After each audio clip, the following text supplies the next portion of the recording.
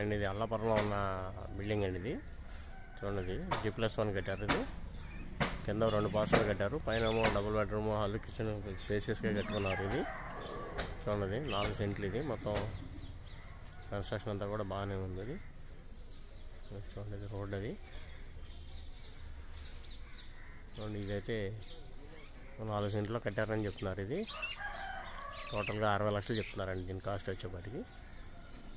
చూడండి, ఎవరన్నా మీకు ఇంట్రెస్ట్ ఉన్నట్టయితే స్క్రీన్ మీద నెంబర్స్ ఉంటాయి. నెంబర్స్ కాల్ చేస్తే దీని గురించి డీటెయిల్స్ అయితే ఇవ్వడం జరుగుతుంది.